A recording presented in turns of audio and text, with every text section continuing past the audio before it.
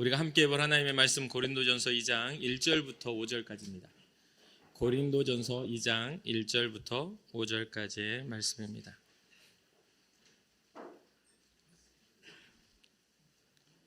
고린도전서 2장 1절부터 5절까지 우리 한 목소리로 합독하도록 하겠습니다. 형제들아, 내가 너희에게 나아가 하나님의 증거를 전할 때에 말과 지혜의 아름다운 것으로 아니하였나니 내가 너희 중에서 예수 그리스도와 그가 십자가에 못 박히신 것 외에는 아무것도 알지 아니하기로 작정하였음이라. 내가 너희 가운데 거할 때에 약하고 두려워하고 심히 떨어노라. 내 말과 내 전도함이 설득력 있는 지혜의 말로 하지 아니하고 다만 성령의 나타나심과 능력으로 하여 너희 믿음이 사람의 지혜에 있지 아니하고 다만 하나님의 능력에 있게 하려 하였노라. 아멘. 오늘 우리가 아마도 몇 년 사이에 교회 못 시작하도록 듣고 뻔히 아는 이야기로 시작하려고 합니다. 그것은 바로 코로나에 대한 이야기죠. 코로나로 인해서 국제적으로 또 사회적으로 문화적으로 정말 많은 것들이 바뀌었고 또 많은 그런 변화가, 사회적인 변화가 있었습니다. 특히나 그 중에서도 우리는 이제 여기서 이야기하려면 교회의 변화를 좀 이야기해야 되겠죠. 교회도 극심한 변화를 경험하게 되는데 그것은 첫 번째로는 예배의 변화가 일어나게 됩니다. 예전에 교회 안 나오고 집에서 예배를 드리는 사람은 어떤 성도라고 했죠? 가나안 성도. 거꾸로 하면 안 나가 성도. 그죠? 가나안, 안 나가. 예. 잘 한번 이렇게 돌려서 한번 해보세요. 예. 안 나가는 성도, 교회 안 나가는 성도, 가나안 성도라고 해서 이게 굉장히 신앙의 이 형태를 좋게 보지 않았었습니다.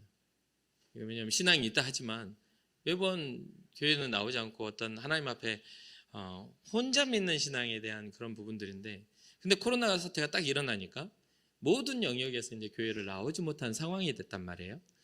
그러니까 모두가 못 나오니까 이제 그 방법들을 고민하게 되면서 뭐 신학자들이 나오고 또 예배학자들이 나오고 막 해가지고 진짜 오랫동안 성전에 나와 드렸던 예배가 온라인 예배로 막 이렇게 바뀌면서 이렇게 예배 형태가 달라졌죠.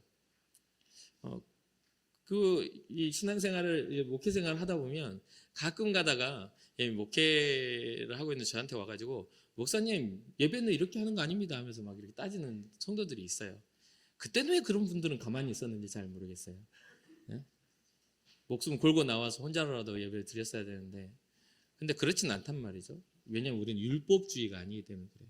그럼에도 불구하고 우리는 조심해야 하는 것이 예배의 형태가 바뀌어지는 그 과정 속에서 거기에서 뭐가 일어나냐면 신앙의 무너짐이 일어나기 때문에 이런 부분들을 우리는 조심스럽게 접근을 하고 또 점검을 하고 또 그 부분들에 대해서 우리가 바로 세워야만 되는 것이죠. 길을 이렇게 돌아간다고 해서 우리가 걸어가야 할 길이 달라지는 게 아니라 위험이 있기 때문에 피해서 다시 그 길로 가는 거잖아요. 그럼 우리는 다시 어떻게 해야 돼요? 예배에 회복이 일어나고 하나님 앞에 예배는 보는 게 아니라 드려지는 거라는 것을 우리는 깨달아 알아야 되죠. 아직도 생생하게 기억이 납니다. 코로나로 교회 집합을 할 수 없다고 그 나라적인 행정적인 그런 것들이 막 생겨나면서 새벽기도도 하지 않고 또 일반 우리가 주일 예배도 온라인으로 이렇게 했던 기억이 나요. 아시다시피 목회자들이 목회를 하면서 몇 가지가 있어요. 목회하는데 이것만 없으면 참 목회 재밌게 하겠다 하는 게 몇 가지 있거든요. 첫 번째가 새벽기도예요. 우리나라에서. 우리나라 새벽기도만 없으면 목회자로 살기가 참 좋을 텐데 아주 새벽기도가 얼마나 힘든지, 이게 첫 번째예요. 두 번째는 뭔 줄 아세요? 설교만 좀 적게 해도 살만할 텐데 새벽기도 설교해야 되죠. 수요일 설교해야 되죠. 우리 교회는 이제 금요 철야가 이제 아직 드리지 않고 있기 때문에, 이게 멈췄기 때문에 금요 철야 드려야 되죠. 그 다음에 주일 오전 부를 나눠서 드리고 오후 예배 드려야 되죠. 막 그래서 계속 설교가 1년을 하면 작년에 보니까 400 몇십 회를 했더라고요, 제가. 그러니까 이게 굉장히 이게 설교의 굴레 가운데 살아가요. 그래서 담임 목회를 가기 전에 항상 섬겼던 교회 목사님들이 철저하게 설교 준비하고 있으라는 이야기를 자주 하셨는데 막상 목회를 하면 맞습니다. 이 설교가 엄청 힘들어요. 그러니까 예배가 멈춰지니까 설교할 일도 많아지지 않고 새벽 기도도 안 나가고 와 진짜 좋더라고요. 미리서 이 근무 시간에 새벽 때 이제 유튜브 송출을 하게 되니까 미리 이제 새벽 설교를 이제 목회자들이 큐 해가지고 딱 돌아가지고 딱 녹화를 시켜놓고 그 시간이 되면 쫙 나가게끔 하는 거죠. 그래서 거기에 보니까 그런 것도 약간 죄책감이 들어서 새벽에 목사님들만 나오라고 해서 중계를 하는 그런 교회도 나중에는 그 부산에서도 그렇게 했던 기억이 납니다. 그러니까 이게 예배가 이제 어떻게 됐죠? 예배가 하나님 앞에 드려지는 거룩한 제사와 같은 예배가 아니라 이제 중계자로서 목회자들이 방송국 중계인이 되는 거예요. 그래서 이쪽 저쪽에서 이제 이 유튜브 송출은 어떻게 해야 되냐, 그걸 하기 위해서는 어떠한 장비를 갖춰야 되냐 하면서 막 교회가 이제 유튜브 송출 장비들을 막 맞추기 시작하면서 아마 그 장비 업체는 많이 우리나라에서 돈 좀 벌었을 겁니다. 아무튼 새벽 기도회와 뭐 어떤 예배들이 다 온라인으로 드려지기 시작하니까 이제 어때요? 성도들이 집에서 예배를 드리기 시작하죠. 근데 분명하게 그런 것들이 진행됨에도 불구하고 처음에는 그 예배가 진행될 때 이게 온라인이 딱 시작되면 우리 부교육자들이 온라인에 몇 명이 들어와서 보고 있는지를 항상 체크를 했었습니다. 나중에 이제 회복이 되면서도 이제 안 나오고 온라인으로 한다는 분들이 꽤 많이 생겼단 말이에요. 그래가지고 성도 수 또 가족 수 대비 계산을 해가지고 몇 명의 사람이 온라인 예배를 드리냐를 항상 체크를 하고 했던 기억이 나요. 그런데 분명히 온라인 예배를 드리는데 우리 교인의 숫자가 다 들어오지 않는 거죠. 그 말은 뭐 예배를 드리지 않았다는 소리가 아니라 이제 예배를 어떻게 해요? 이제 우리 교회는 안 나가지만 이제껏 맛보지 못할 특식을 맛보리라. 다른 교회, 큰 교회, 잘 돼 있는 교회를 찾아다니면서 이제 온라인 나그네들이 이제 생겨납니다. 좀 더 시간이 지나니까 목사인 저도 새벽 기도를 안 나가고 또 설교하는 빈도수가 줄어들고 이런 것들이 처음엔 편안했는데 점점 불편하기 시작돼요. 점점 예배에 대한 중심이 담겨지지 않습니다.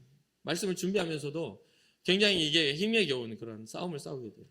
그리고 저도 못 나가고 있는 거니까 주일 아침이 되거나 예배 시간이 되면 아이들 다 씻고 다 준비하게 해서 그 자리에 앉아가지고 TV를 켜고 유튜브를 송출하면서 그 앞에서 같이 찬양을 부르고 같이 기도를 하고 똑같이 그런 것들을 한단 말이죠. 그래서 점점 어떻게 돼요? 자세가 흐트러지고 그 시간의 소중함이 사라지고 나중에는 눈곱도 안 떼고 나오는 내 아이들을 보게 됩니다. 진짜로 그래요.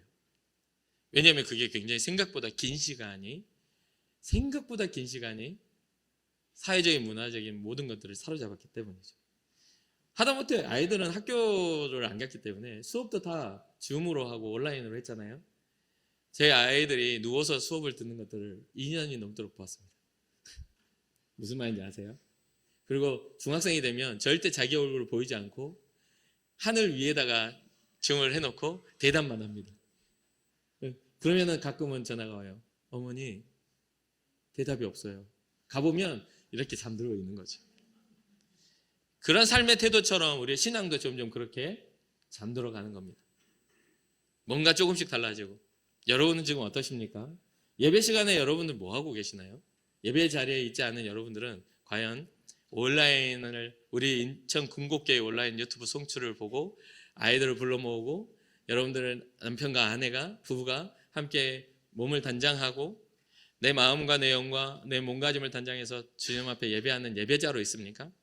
아니면 이미 TV 시청과 같이 뭐 오늘은 안 보지 뭐 하고 TV 끄고 다른 일을 보는 볼일을 보는 그런 모습이 되었습니까? 성경이 이야기하고 있는 영적 초대에 대해서 여러분들이 경각심을 갖지 않는다면 이게 문제는 조금씩 무너져 간다는 것을 꼭 기억해 보시기 바랍니다. 그래서 저도 그런 어떤 영적 위기감을 갖게 돼서 이제 청년들과 함께 줌으로 특별 새벽 기도를 했습니다.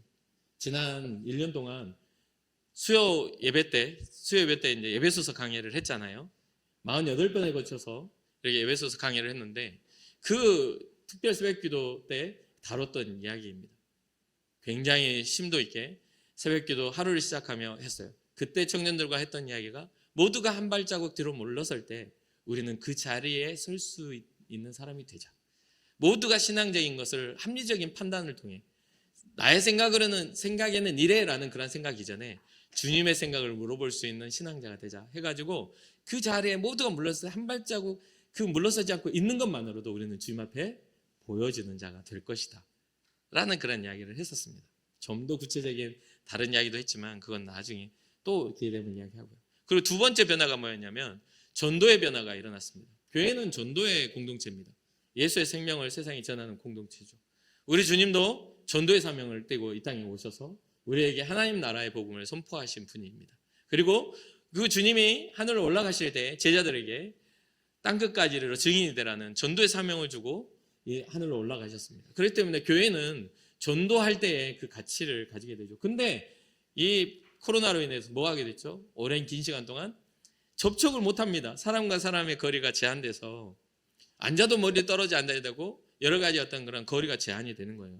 가까이 오는 사람에 대한 경계심도 어마어마하게 강해지고 우리가 살아가는 사회구조상 그게 국가 행정적인 그런 조치였기 때문에 굉장히 그게 우리가 따를 수밖에 없는 상황이었죠. 이렇게 길게 계속될 것이라는 것을 몰랐기에 처음에는 이게 어쩔 수 없다 하고 전도를 하지 않았어요. 그런데 시간이 좀 길게 가고 점점 늘어지면서 사람과 사람과의 관계 안에 그 두려움이 더 가득하면서 전도가 굉장히 어려워지고 이제는 그러다 보니 이제 한참 팬데믹 때는 이 마스크가 부족했잖아요. 처음에 막 시작했을 때. 그리고 청년들과 함께 마스크를 또 외국에서 이렇게 공수에 와가지고 제공해 주신 분이 있어가지고 마스크를 포장을 해가지고 그것을 전해줬어요. 근데 구하기 어려우니까 너무 고맙게 받으면서 욕하면서 가요. 선물은 받지만 교회에 대한 이야기를 하지 말라 이거죠. 이러한 어떤 상황들이 딱 되면서 이 교회에 대한 불신과 여러 가지 코로나에 대한 신천지뿐만 아니라 또 교회발 확산 이런 이야기들이 여러분 뉴스로 보셨잖아요. 근데 어떻습니까? 나중에는 다 걸리니까 무슨 발이 있었어요? 그냥 발 없는 말이 천리 간 거지 그냥. 그냥 바이러스가 지능이 있는 것도 아니고 그냥 그렇게 되는 거죠. 근데 그런 상황 속에서도 목회자들도 헷갈리는 거예요. 그런 이야기들 하는 거죠. 그때 전 이것은 하나의 시대적이고 국지적인 게 아니라 나라적인 것도 아니라 나라를 벗어나 세계적인 그런 재난이다. 이것은 하나님으로부터 이 땅 가운데 우리에게 말씀하시고자 하는 그 뜻과 의미가 있는 것이다. 하나님의 심판이 국지적으로 이루어지지 않고 하나님의 심판은 온 세계를 감싸 안으신다라는 그런 사인일 수도 있는 거잖아요. 작은 바이러스 하나도 그 넓은 바다를 건너가고 그 높은 산을 넘어가는데 하나님의 심판과 역사가 안 넘겠어요? 그러니까 이거는 어떤 개인, 어떤 하나의 단체의 문제가 아니라 이 전 세상에 일어나는 어떤 주님 오실 날에 대한 어떤 증거지 않을까. 우리는 더 이럴 때일수록 깨어야 한다 해서 전도도 나가고 또 청년들이 자기의 사비를 모아서 막 수십 박스의 전도 물품을 만들어서 정말 이게 팬데믹으로 인해서 국가 행정적인 어떤 그런 사회의 어떤 취약계층들 전달되지 않았던 때가 있었거든요. 그럴 때 이 청년들이 엄청난 많은 그런 생존 박스를 만들어서 그 노인들과 주변을 막 이렇게 갖다 드리는데 다 행정적으로 우리가 법적인 문제가 없이 딱 소독을 하고 문 앞에다가 갖다 놓고 벨만 누르는 것으로 해서 그 안에 우리가 전하고 싶은 복음의 메시지와 카드와 또 힘을 내라는 응원 메시지를 다 해가지고 그것을 그 지역사회에 이렇게 했던 기억이 납니다. 그럼에도 전도는 되게 어려워졌어요.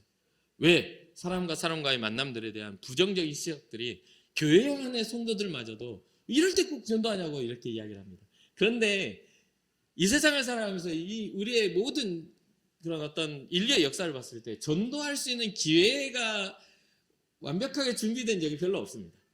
우리나라가 지금 평안해서 언제든 전도할 수 있다고 생각하지만 영적인 전쟁은 항상 우리의 전도를 가로막고 있다는 것이죠.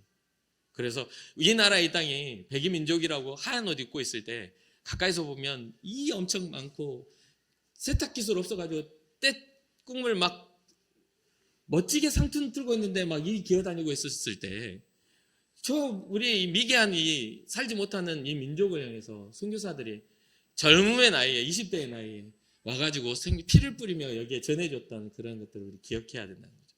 그러니까 그런 부분들에 있어서 전도는 우리가 믿는 자로서 언제든 우리에게 주어진 사명이라는 생각을 해야 합니다. 작년부터 어린이 전도협회에서 진행하는 어린이 전도 프로그램 새소식반이 오늘날에도 어제도 진행이 되고 있습니다. 여러분 얼마나 관심을 갖고 기도해 주시는지 모르지만 이 시간별로 말씀드리는데 지금 거기에 헌신되어져서 어린 아이들을 전도하기 위해서 헌신된 분들이 한 분 한 분 늘어났어요. 정말 헌신적으로 그 전도를 하고 있는데 놀라운 일들이 그 안에 일어납니다. 어떤 아이는 나는 교회를 다니고 싶은데 부모님이 못 나가게 한다. 이렇게 이야기하는 그런 아이들도 있어요.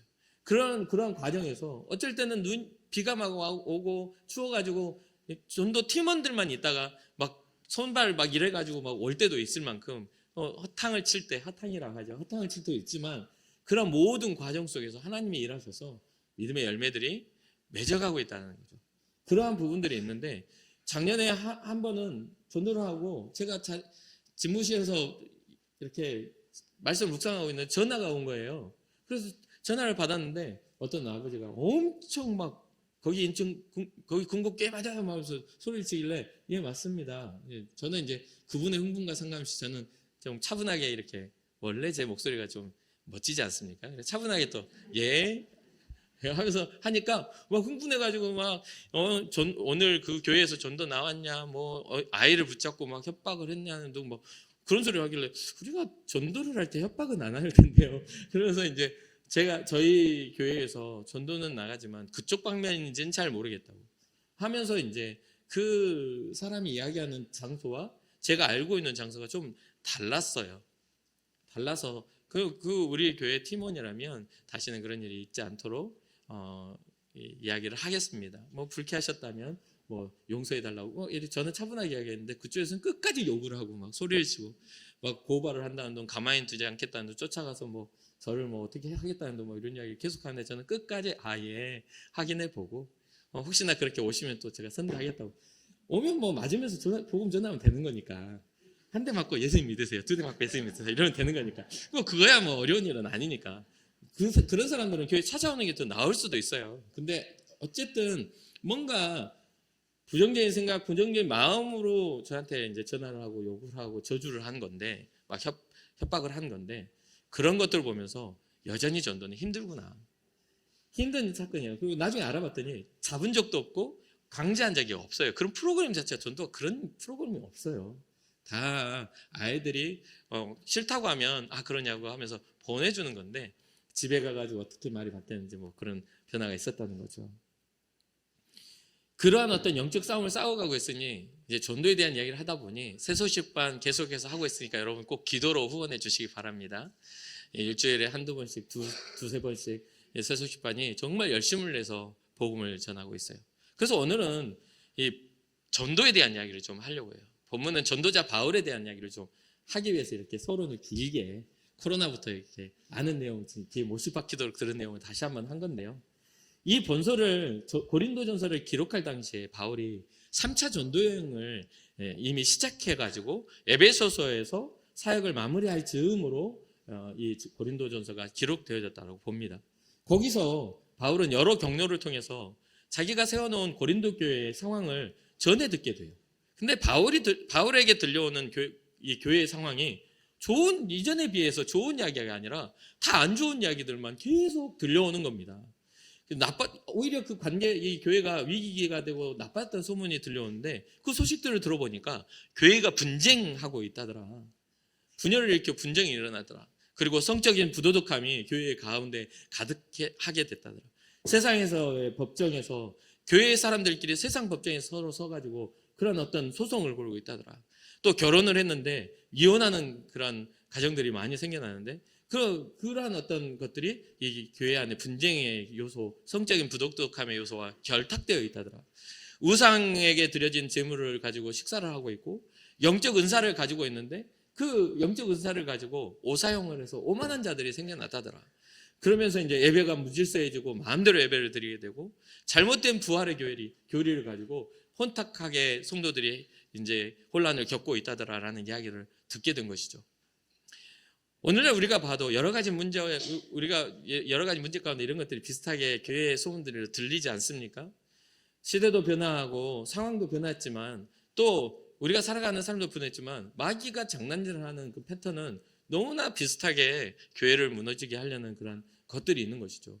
이러한 상황 속에서 이 바울은 우리의 상황도 우리의 어떤 입장도 또 어떤 문제의 다양함도 많은 이때에 변하지 않는 복음의 진리를 가지고 이 문제를 어떻게 해결할 수 있느냐에 대한 이야기를 고린도전서를 통해서 교훈하고 있는 것이죠. 그래서 이러한 것들을 가르치면서 목회적인 목회서신으로서 고린도 교회가 어떻게 회복할 수 있느냐, 그것은 바로 오직 예수 그리스도의 생명만이, 예수 그리스도의 그 긍휼하심만이 교회를 진짜 교회로서 회복할 수 있다라고 원칙적인 그런 것을 제시하고 있습니다. 특히나 오늘 본문에서는 바울이 고린도 교회에서 복음을 증거할 때 자신이 어떠한 마음으로 그 복음을 증거하였는지를 회상하는 내용입니다. 내가 어떠한 마음으로 너희들에게 복음을 전했느냐라고. 그러면서 하는 말이, 바울은 내가 복음을 증거할 때에 유식한 언변으로 하되 아니면 내가 가진 지혜로움으로 하느냐라고 이야기하는 거예요.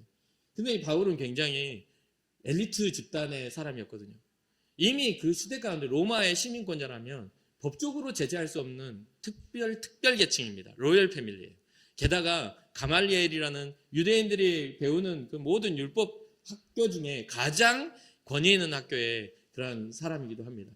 그 가문으로도 이 베냐민 지파 중에 베냐민 지파라 할 만큼 흠이 없는, 율법으로는 흠이 없는 자라 할 만큼 이러한 어떤 모든 엘리트 과정을 이수한 사람이기도 해요. 그런데 이 사람이 자기가 가지고 있는 모든 지식, 자기가 가지고 있었던 모든 경험, 이런 것들 다 내려놓고 오직 예수 그리스도 복음으로만 증거해달라고 이야기를 하고 있는 것이죠. 오직 예수 그리스도와 십자가 외에는 아무것도 모르는 것처럼 행하기로 자기가 결심하였다 말합니다. 바울은 성령을 의지해서 고린도 교인들을 전도한 것은 그들의 믿음이 사람의 지혜가 아닌 하나님의 능력의 바탕을 두고 이렇게 세워지기를 바라는 그런 게 목적이었습니다. 이 믿음은 설득력 있게 들려서 내 마음에 이해가 돼서 믿어지는 게 아닙니다. 믿음은 하나님께서 주시는 하늘의 은사요, 우리를 향한 하나님의 사랑입니다. 그러니까 혹시 믿음이 부족하시다면 주님의 은혜를 구하며 주님 내게 믿음을 주십시오라는 기도를 해보시기 바라요. 그래서 고린도전서 12장의 은사장을 보면 그 믿음의 은사장의 믿음은 은사로 기록되고 있다는 것이죠.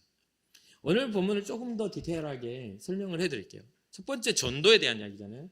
전도는 말과 지혜의 아름다운 것으로 하지 않는다. 우리는 어떤 잘 설명해야 된다고 생각을 합니다. 그래서 전도하는 것들에 대해서 말씀을 잘 준비해야 된다 생각하는데, 굉장히 그 전도는요, 많이 말씀을 막 달달 외우면서 한다고 해서 그 사람이 이해가 될까요? 갑자기 안 믿는 사람한테 가서 마태복음 몇 장 몇 절에 이렇게 나오고 사도행전 몇 장 몇 절 한다고 그 사람이 그게 여러분들이 이해가 되시겠어요? 어제 천도교인이 와가지고 천도교 1장 2절 하면서 말하면 여러분 이해가 돼요? 이해가 안 돼요. 근데 충분하게 오늘 이 시대 속에 이해할 수 있는 것은 뭐냐면, 우리는 어떠한 사람이에요? 우리는 믿음으로 그것을 이해시키는 사람들이에요. 믿음으로 능력이 나타나요.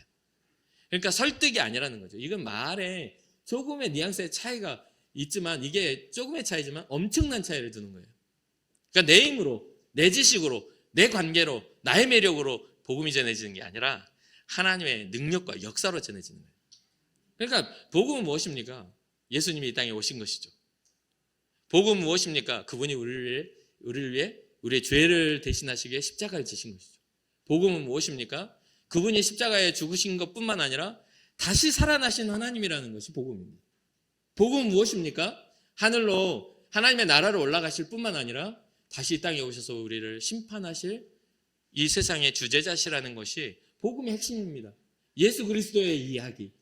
이 땅에 죄로 인하여 죽을 수밖에 없는 우리에게 그 죄가 해결되고 그 죄가 사하심을 얻고 구원을 받았다라는 그 기쁜 소식이 복음이에요. 그런 스토리를 우리는 잘 알고 있잖아요. 그런데 복음 이야기하면 나는 말씀을 잘 몰라. 달달 외우려고 하니까, 지식으로 알려고 하니까. 근데 여러분 다 이 정도는 설명하실 수 있잖아요. 나에게 예수님이란 하면서 이야기하실 수 있잖아요. 근데 우리는 그것을 말씀으로 외워서 전하려고 하니까 안 되는 거예요. 그래서 어떤 특별한 상황에서만 전도가 이루어질 수 있는 겁니다. 그런데 진짜 전도는 우리의 삶 속에서 우리의 만남을 우리와 나와의 만남 속에서 그가 나를 통해 예수 그리스도의 향기를, 예수 그리스도의 흔적을 찾을 수 있게 사는 겁니다. 야, 네가 정말 교회 다닌다더니 넌 정직하구나. 그 사람들이 무슨 이론적으로 알겠습니까? 안 보이는 데서도 너는 성실하구나. 거기 충성이라는 게 있잖아요. 너는 누군가 뒤에서 후욕하고 막 흠잡는 사람이 아니라, 야, 너는 억울한 일을 당했으면서도 그 사람 그렇게 변호해줘야 되겠냐? 라고 할 수 있는 그 선함이 흘러나와야 되는데, 그 누구보다도 욕을 잘해. 눈앞에 보이지만 안 했다 하면 그 사람 아주 그냥 껍질도 다 벗겨서 바나나 껍질 벗기듯이 벗겨가지고 낱낱하게 껍질을 벗겨놓으니까 그 사람 만나는 사람이 나중에, 여러분, 우리를 만약에 그런 사람이면 나중에 저랑 딱 다른 곳에 있으면 분명히 나 그렇게 껍질 벗기고 있을 거야 라고 생각 안 하겠냐 말이에요. 선한 것들이 나오는 겁니다.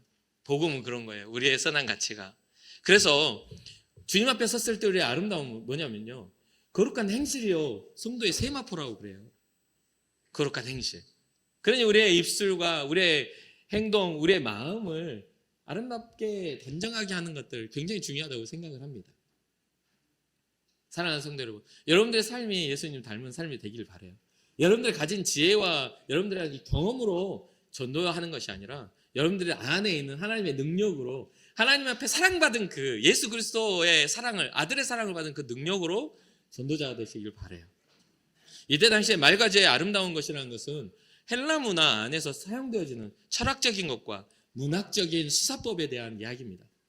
굉장히 말을 잘하는 시대예요. 우리가 잘 알다시피 헬라의 철학자들은 뭡니까? 소크라테스, 그리고 플라톤, 아리스토텔레스, 이와 같은 철학자들의 시대 아닙니까?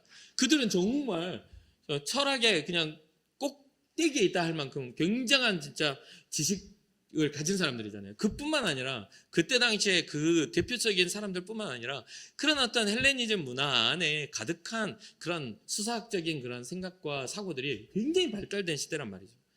그러한 정점에서 공부를 했던 게 바로 바울이에요. 그런데 그는 자기가 알고 있는 지혜나 자기가 알고 있는 어떤 그러한 것들로 하지 않고, 지식으로 하지 않고 하나님의 그 사랑하심, 그 열매인 예수 그리스도만 전하기를 원했다는 거예요. 수사학이라고 이렇게 이야기하는 것들은 이때 당시 로마 시대 정치가들이나 법조인들이 자신의 의견을 관철시키기 위해 발전시킨 화법입니다. 거기에서 연구한 거예요. 옛날에 우리 어렸을 때 여러분 기억하시, 조금 지금은 안 하니까 여러분 이제 한 40대 중후반부터 80년대 초반을 이렇게 학교를 다니시는 분들 다 기억할 웅변, 이연사, 힘차게, 이게 바로 수사법이거든요. 상대방을 이렇게 설득하는 그 기술들이에요. 그 목소리도 약간 비슷하잖아요. 다들 어린 애들도 나와서 오늘 이 시간 하면서 이렇게 하는, 그렇게 했던 거. 그래서 여기에는 수사학이라고 하는데 이런 부분들이 사전적으로 보면 사상이나 감정 따위를 효과적, 미적으로 표현할 수 있도록 문장과 언어 사용법을 연구하는 학문이 수사학입니다. 그러니까 이게 효과적으로 전달하는 거예요. 그래서 어떤 이들은 그런 이야기를 합니다. 이 수사학이 설교에 들어와서 설교의 성령의 일하심이 사라졌다고요. 그 뭐냐면 뭔가를 잘 전달하고 뭔가 지적인 것들을 전달하기 전에 예수 그리스도의 생명을 전달하는 것이 교회의 본질인데, 오늘날 사람들은 저 목사님 설교를 잘해. 오늘날 사람들은 저 목사님 목소리가 명확해. 오늘날 사람들은 저 목사님은 뭔가 논리적이야. 이런 것들을 생각한단 말이죠. 근데 믿음은 논리적이지도 않고 목소리 명확하다고 해서 믿음 좋은 거 아니에요. 믿음은 우리 안에 내재하시는 하나님의 능력입니다. 믿으십니까? 그것을 꼭 기억하시기 바랍니다. 그러니까 이러한 십자가를 설명하는 데 있어서 바울은 자기의 그러한 수학적인 배워왔던 지식들을 의지하지 않았다.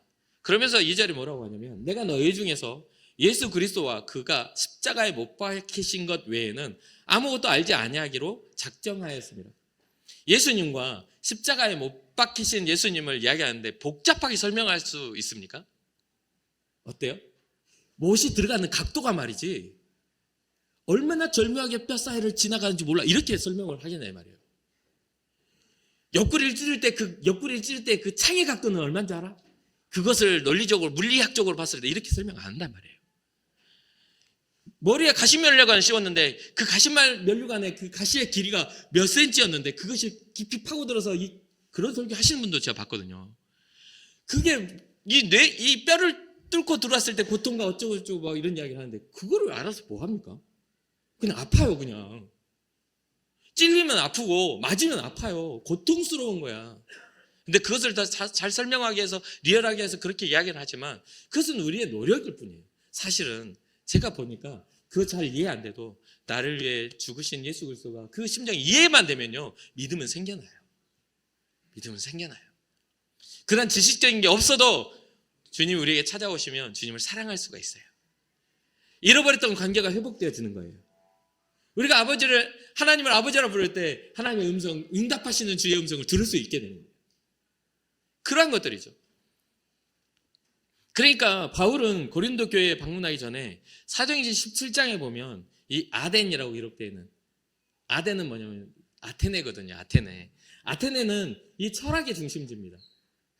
그런데 이 아테네에서 철학자들을 만나게 돼요.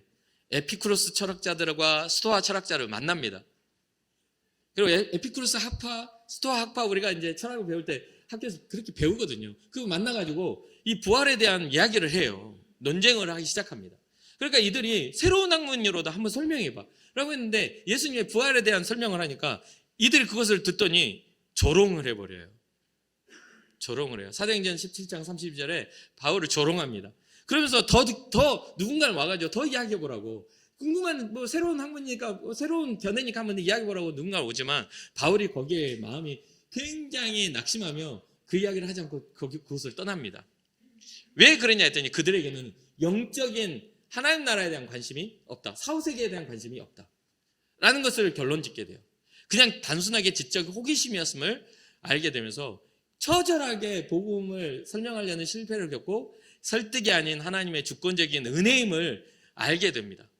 그래서 하나님의 나라는 말에 있지 아니하고 오직 능력에 있다라는 선포를 하게 돼요. 말에 설득에 있지 않는 것이죠. 그래서 바울은 예수님의 복음을 학문으로 받아들이는 사람들에 대해서 이렇게 경고합니다. 골로새서 2장 8절, 누가 철학과 헛된 속임수로 너희를 사로잡을까 주의하라. 이것은 사람의 전통과 세상의 초등 학문을 따르며 그리스도를 따름이 아니니라. 오늘 우리가 살아가는 믿음에서도 마찬가지입니다. 어떤 사회적 문제가 일어나니까 국가적인 것이나 또 여러 가지 행정적인 것들이 나와요. 그것은 국가적으로 국민을 지키기 위한 하나의 정책인 건 맞습니다. 그런데요, 재미있는 것은 그런 게 풀려도 교회 안에서 옳은 이야기를 하는 사람들이 생겨나더라는 거예요. 그런 게 다 풀려도 교회 안에서 교회가 이러면 되냐고 하면서 교회가 이러면 되냐고, 그런 교회가 이러면 되냐는 이야기를 막 해요. 근데 막상 들어보면 교회의 입장이 하나도 없어. 다 교회밖에 안 티나 하는 소리를 교회가 이러면 하냐고, 교회 직분 가지고 권위 가지고, 직분이란 건 권위인데 그걸 가지고 막 지적하고 비난하고 분쟁을 일으키는 사람들을 보게 되거든요. 맞아요. 교회가 이러면 되냐고 할 때 그분한테 예수님의 십자가 절반만 딱 짊어지어줘 버려야 되는데, 맞죠? 아이고, 교회는 이런 겁니다 하고 주님 짊어지셨던 십자가를 절반만 딱 토막내가지고 발쪽만 못 박아서, 주님의 교회는 주님의 십자가를 이해하는 겁니다. 우리가 교회가 된다는 건 예수님의 사랑 안에 우리가 들어가는 거예요. 그분의 희생과 그분의 사랑 안에 들어가는, 우리를 구원하심에 들어가야 되는 거예요. 그러니까 누군가가 철학과 헛된 속임수로 여러분들의 삶에 찾아와서 합리적인 이야기를 할 때 조심하라는 이야기예요. 믿음은 합리적이지 않아요. 절대 합리적이지 않아요. 아니, 사랑은 합리적이지 않잖아요. 아니, 내 자녀가 물에 빠졌는데 그거 계산하고 있는, 누군가 대신 들어갈 사람 없냐고 찾고 있는 엄마가 어디냐고요. 그럼 제대로 된 엄마가 아니지.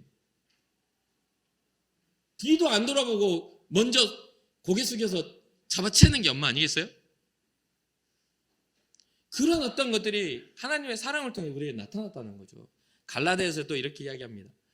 갈라디아 4장 9절에 이제는 너희가 하나님을 알 뿐만 아니라 더욱이 하나님이 아신 바 되었거늘 어찌하여 다시 악하고 천박한 초등학문으로 돌아가서 다시 그들에게 종 노릇하려 하느냐. 예수님의 복음이 전해져서 교회가 세워졌는데 어느 순간에 또 와가지고 율법을 가르치는 율법 학자들이 와가지고 거기서 혼탁하게 만든 겁니다. 할례를 받아야 돼. 행위가 없이 어떻게, 넌 증거도 없이 어떻게 구원을 받는다고 해. 수천 년 동안 이어져 온 이 할례의 법도를 여기서 멈추게 해? 하면서 육체의 할례를 말합니다. 근데 성경은 예수님을 통해 영적 할례에 대한 이야기를 하는 거예요. 영적인 거룩한 백성으로서의 인치심을 성령을 통해 주시겠다 했는데 끝까지 육체의 모양으로 구원에 대한 이야기를 하게끔 만든다는 거죠. 그래서 교회 안에서 요즘 여러분들은 마찬가지일 겁니다. 여러분들 예수님을 믿는다는 그 신앙의 고백 하나만으로 이미 구원받은 존재임을 믿으시기 바랍니다. 아니, 세월을 살다 보면 나이가 들어서 젊었을 때부터 헌신적으로 일하지 못할 수도 있는 거잖아요. 그러면 그런 분들이 죄책감 왜 시달려야 되는 겁니까?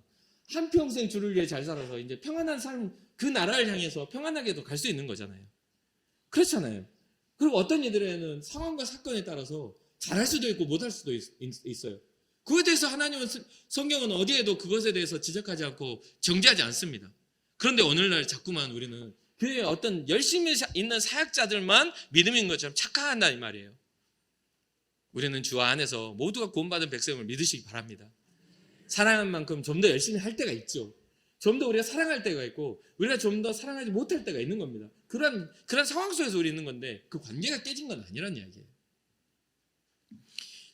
과거에 있던 행위적인 그런 것들로 돌아가지 말아라. 믿음의 증거가 행위로 나타나는 거야 열매지만 그것이 또 그 열매가 뭐 높고 낮음을 나타낸 지표가 되는 건 아니라는 것을 꼭 기억해 주시기 바라요. 그러니까 모두가 사명받았다고 목사로 사는 게 아니에요. 여러분들이 다 목사라고 다 거기 서서 각자 설교하고 있으면 이게 예배겠습니까? 오늘 제가 그 보는 본문은 뭐 마태복음 1장 1절 옆에서 갑자기 다른 장로님은 나는 마태복음 1장 2절인데 말하면서 같이 다 설교하고 있다면 뭔 일이 되겠냐 이 말이에요. 그렇잖아요. 우리가 연합하여 선하게 아름답게 세워져 가는 겁니다. 또한 전도는 약하고 두렵고 떨리는 상황 속에서 이루어진다. 이 바울은 지금 육체적으로나 또 정신적으로나 영적으로나 아주 진짜 처절하게 지금 지쳐있는 상태입니다. 왜냐하면 고린도 교인들과 만나기 전에 이 약해질 대로 약해졌는데 빌립보 감옥에 갇혔어요. 베레아에 사는 데서 쫓겨나서 또 추방당했어요. 그리고 아테네에 이르러선 철학자들과 함께 논쟁하다가 아주 조롱을 당하고 처참하게 깨졌어요. 실패는 지금 계속하고 있는 여정 속에 있는 거예요. 지금 사도행전 읽어보면. 그리고 와가지고 이 글을 쓸 때 몸과 마음과 영혼이 다 지쳐있는 상황에서 이 고린도 교회를 세울 때 오직 예수밖에 없어. 우리의 생명은 예수님이야 라고 이 교회를 세운 겁니다. 이 교회가 세워질 때요. 계속된 고난과 실패, 그로 하여금 약하고 두려워하고 심히 떨었다는 말, 정말 동족의 위험, 또 여러 가지 어떤 상황적인 위험, 그 성 안에서의 그런 위협들, 바울을 가만두지 않고 죽이려는 그런 세력들, 그러한 사람들의 위협들 속에서 사람이기 때문에 약해지고 또 두려운 마음이 들고 떨릴 수밖에 없는 겁니다. 예수님의 복음 가졌다고 막 상황과 상관없이 막 담대해져가지고 막 우리가 생각하듯이 막 얼굴 광채 일어나서 다니는 게 아니라 숨고 막 어디 막 부르고 해가지고 떼국물 막 흐르면서도 그 중심에 뭐가 있냐면 생명의 빛이 있는 거죠. 왜냐면 우리는 예수 믿으면요, 우리의 삶의 어떤 우리 모양이 뭔가 아름답게 변할 거라는 생각을, 그러한 어떤 번영을 생각을 해버려요. 예수님 때문에 고난 당하고 계십니까? 영광이라고 여기시길 바랍니다. 예수님 때문에 여러분 마음에 심한 갈등을 겪고 있습니까? 그것이 바로 복음 가진 자의 증거라고 믿고 주님 앞에 기뻐하시기 바랍니다. 예수님 때문에라면 그게 바로 우리의 신앙이요, 우리의 믿음입니다. 예수님 때문에 불편해져야 되는 것이죠. 그러면서 하는 말이 4절입니다. 내 말과 내 전도함이 설득력 있는 지혜의 말로 하지 아니하고 다만 성령의 나타나심과 능력으로 하여. 바울은 또 강조하죠. 바울의 복음은 설득력 있는 지혜의 말이 아니라고요. 설득력 있게 하는 게 아니라고요. 하나님의 능력으로 나타나는 은혜다. 그래서 우리는 전도의 비밀이 이 문구에 있음을 꼭 기억해야 합니다. 왜 전도해야 되냐고요? 아직 준비 안 됐는데요? 아니, 준비할 필요 없으세요. 여러분들의 중심에 예수님이 있다면 그냥 한마디면 됩니다. 예수님 믿고 평안해져. 예수님 믿고 죄사함 받아. 그 상황에 따라 다르겠죠. 예수님 믿고 그 문제 해결 받아. 예수님 믿고 영혼의 평안함을 얻어.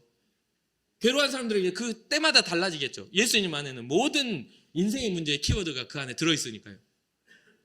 누군가에게 그 여러분의 한마디가, 여러분들의 그 용기 있는 한마디가 그들에게 신앙의 시작이 될 줄로 생각합니다.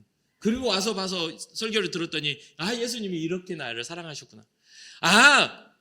억지로 내가 어쩔 수 없어 친구 따라 이렇게 교회에 왔는데 이제서야 내가 친구 때문에 내가 영혼의 구원을 받았구나.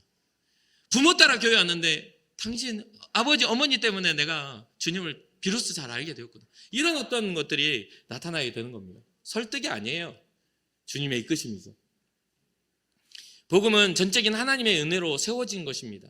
논리적으로 세워지는 가치라면 다른 논리와 충돌하면 복음은 무너지고 말아요. 그렇지 않습니까? 왜냐하면 논리와 논리의 충돌은요, 논쟁으로 이어지기 때문입니다. 아니 나도 옳다고 생각하고 너도 옳다고 생각하는데 그거 어떻게 설득할 겁니까? 그렇잖아요. 저는 부부싸움 할 때도 그랬는데요. 아니 부부싸움 뭐 사람이라고 부부싸움 안 하겠습니까? 근데 부부싸움이 좀 달라서 우리는 뭐 옳고 그름에 대해서 이야기를 해. 이건 이렇게 생각하는데 뭐 하면서 나는 이렇게 생각하는데요 하면서 그렇게 시작해서 여러분 목소리 세지잖아요. 우리는 세진 적이 없이 그러면서 한 말이, 그러면서 제가 뭐라고 했냐면, 아니 당신이 이야기하는 내용이 내가 이해가 안 되거든. 내가 이야기하는 내용은 당신 이해가 안 되지. 안 된대요. 그럼 우리 여기서 멈출까? 어차피 누군가를 이해시키려면 누구 한 사람은 상처입어야 되는데 그냥 여기서 이거를 해결해도 별로 좋은 결과가 아닌 것 같아요. 그게 당신 말을 인정해도 내 감정이 상하고 내 말을 인정하면 당신 감정이 상하고 그러면 여기서 멈추지 뭐. 그래가지고 그래서 우리는 부부싸움 잘 안 합니다. 그래서 하는 말이 있어요. 정 해결하고 싶으면 일주일 뒤에 이야기해볼까? 그럼 일주일 뒤에 보면요, 웬만한 문제는 그게 우리가 왜 그거 가지고 이야기했는지 이해가 안 될 그런 문제밖에 없습니다. 그냥 감정상에서 감정 푸는 이야기, 언어가 오가다가 싸우게 되는 거예요. 아니 알겠는데 눈빛은 왜 그래? 엉뚱한 소리가 갑자기 나와. 아니 그건 이해는 되는데 목소리 왜 그렇게 커? 전혀 원자로 상관없는 걸로 싸움이 일어나는 거예요. 잘 한번 생각해 보세요. 그래서 저는 그랬어요. 그래서 진짜 이해 안 되고 하는 것들은 제 아내한테 그랬습니다. 10년 뒤에 이야기해 볼까? 메모해놨다가 진짜로 그랬어요. 그래서 그거 없는, 한 번도 그런 언급한 적이 없는 것처럼 10년 뒤에 이야기하자고 잊어버렸어요. 나중에 10년 뒤에 생각날 것 같습니까? 한 달 뒤에. 아니 여러분, 지난주에 누구랑 밥 먹으면 또 잘 생각 안 나는 게 인생 아니에요? 내가 며칠 전에 뭐 했더라? 그게 우리의 인생이잖아요. 그러니까 좀 이게 본질적인 것에서 벗어나 우리 행복을 깨뜨리는 것들에 대해서 우리는 저항력을 가져야 된다는 이야기입니다. 가치와 가치가 부딪히면요, 논리와 논리가 부딪히면 이것은 해결이 안 돼요. 근데 하나님이 이 땅에 오셔서 우리를 죽었다는 게 어떻게 논리적 설명이냐 이 말이에요. 신이 사람을 위해 죽었다는데 그 논리적으로 설명되냐 이 말이에요. 이것은 논리가 아니에요. 은혜입니다. 전도는 은혜예요. 그래, 사랑하는 성도 여러분, 여러분들의 은혜를 나눠주시기 바랍니다. 여러분들이 가진 가치, 그 생명을 나눠주세요. 내가 다른 건 모르겠고 예수 안에 생명이 있다. 그거 한번 같이 해보지 않을래? 아니 와가지고 오면은 뭐 여러분들이 더 친절하게 대하고 새가족 그 자리에 가가지고 반찬 하나 더 주고 그 국도 맛있으니까 한 2그릇 더 줘가지고 배부르게 해주고 못 먹겠어 먹어 해가지고 더 먹여가지고라도 친절하게 대해가지고 뭔가 그 접촉점을 만들어주면 좋잖아요. 무엇을 위해? 복음을 위해. 마지막으로 생명의 복음을 전하고자 한다면 먼저 내 안에 복음이 발견돼야 되겠죠. 내 안에 복음의 가치가 발견되지 않으니까 복음을 전해줄 수가 없는 겁니다. 아까 제가 말씀드렸죠. 예수 생명의 복음, 기쁜 소식은요, 이미 여러분이 잘 알고 있는 내용이라고.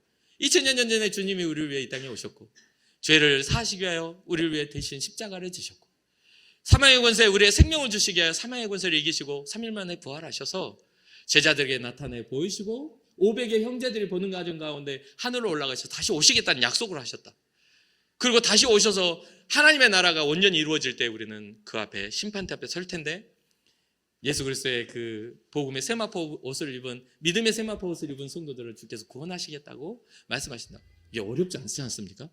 혹시 이거 잘 기억 안 나시면 오늘 집에 가가지고 유튜브로 한번 다시 한번 보시면서 한번 보시면 되잖아요. 여러분 다 알고 계신 내용이에요. 그런데 한 번도 이것을 입 밖으로 전해본 적이 없으니 두려운 거죠. 그리고 마귀는 여전히 우리에게 야 네가 복음을 전해? 야 너 조롱받으면 어떡하려고? 바울도 그랬어요. 조롱받았어요. 저도 전도하는 현장 속에서 수많은 조롱을 받았어요. 너나 잘 믿으라고. 위협도 많이 받았고요. 괜찮습니다. 그렇다고 해서 제 인생의 가치가 떨어지는 게 전혀 아니에요. 진정 여러분이 복음을 소유할 때 여러분들의 인생의 가치는 하나님의 자녀가 되는 권세를 얻게 됨을 믿으시기 바랍니다. 여러분 안에 복음을 소유하셔야 돼요. 그 안에서 복음이 발견되셔야 돼요. 이것은 논리도 아니요, 이것은 지식도 아니요, 이것은 지혜도 아니에요. 세상 지혜가 아니에요. 하나님의 지혜, 하나님의 능력임을 꼭 믿으시기 바랍니다. 고린도전서 2장 12절 우리가 세상의 영을 받지 아니하고 오직 하나님으로부터 온 영을 받았으니 이는 우리로 하여금 하나님께서 우리에게 은혜로 주신 것들을 알게 하려 하심이라. 아멘.